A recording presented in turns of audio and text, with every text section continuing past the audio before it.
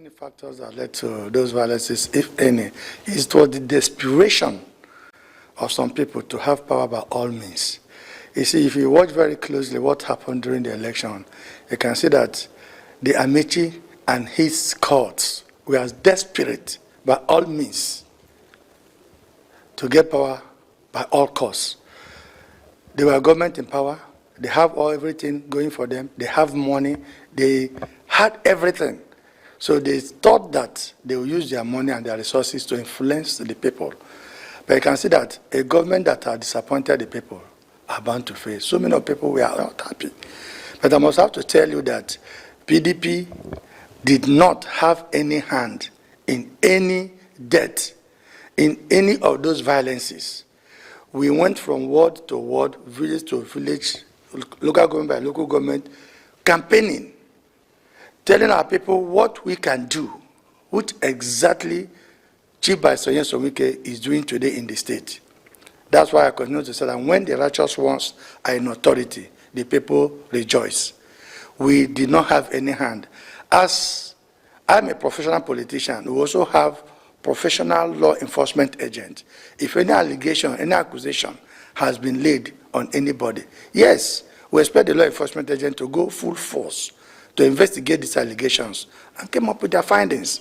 It's not easy to hear. It's very easy to say, oh, this person caused this person caused this. The real causes of violence in this state, our people knows it. Everybody knows it, and nobody wants to talk. I have been shouting it, that most of our leaders today are all court members. They have identified with court, and once somebody who is not in God lead, you expect what will happen. All right, again, we went ahead to ask Chief Felix Oba of the PDP, the chairman of the PDP in Rivers State, the role of the security agencies in that election, and of course, if any member of their party was complicit in the violence we saw in Rivers governorship election, and this is his response. I don't want to say that all the deaths were attributed to political violences. After the elections, if you come to my area, so many deaths have occurred. The same thing outside Rivers State. So instead of us to join forces to at least attack these vandals, these armed robbers, these court groups, to bring sanity to the environment, every death, natural or otherwise, have been attributed to political killings. To me, I don't want to say that. But in spite of that, we are aware that so many people suffered as a result of desperation of Amechi and his cohorts. All right, again, we went ahead to ask him about what exactly the issue of death and the numbers that we see here is something that is alarming based on the report of the Commission of Inquiry. Of course, Chief Felix Oba has a lot to say. During that period, many members, many people who belong to my party were killed, kidnapped, robbed. As I speak to you, my own father-in-law was kidnapped. Up to today, I have not seen him. It's getting to 2 years today. As I speak to you, my senior brother died. As I speak to you, because of my doggedness and belief in God and in PDP, Amechi declared my only source of livelihood that he has confiscated it because I refused to join APC. I have been threatened through Governor Rotimi Amechi. It was gazetted that he have acquired my hotel in my village. So so many things happened, but to God be the glory, because I believe solely in God. And whatever I have done, I give God the glory.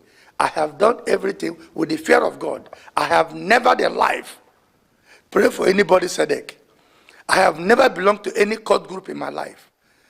I have my antecedents from primary school up to my university level. I have on my record for everybody to investigate. I believe in service to God and humanity. Those of them who kill, those of them who are bought gun, those of them who encourage violence, God must surely expose everybody one day, no matter how highly placed the person may be. All right, well, there, Chief Felix Oba, the chairman of PDP, making some very strong allegations against the former governor, Mr. Rotimi Amechi, and of course against the APC in the governorship election, which of course has been challenged at the tribunal up onto the appeal court in Nigeria and is now going to the Supreme Court from what we understand. But let's give you some more information about the inquiry into the violence that we saw. 97 allegations of killings were presented to this commission, where 94 occurred between November 15, 2004 and April 11, 2015. Those are violence-related activities and deaths that relating to the governorship election in Rivers State. Well, 49 witnesses testified on oath, while 4 of them on camera. And 10 damaged buildings were inspected by the commission, 221 exhibits admitted and examined.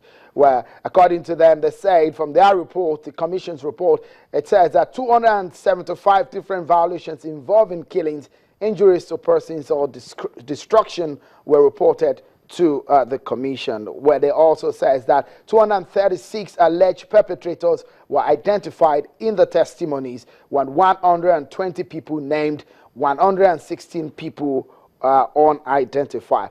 I would like to just quickly give you these 2 quotes from the chairman of the commission, Professor Chidi Odinkalu. Let's look at what exactly he said after that particular commission presented his report. One of the things he said was that the evidence suggests a significant incidence of internal displacement resulted from political violence in many parts of Rivers State. He went further to say that the commission of inquiry also received evidence which strongly suggested that sexual violence was part of the arsenal of political violence in some areas. Well, very alarming situations and activities that we saw in the issues of violence-related activities in the governorship election in Rivers State. It's gone to Supreme Court. The questions on the minds of many Nigerians is that if the election is going to get up to the point of rerun,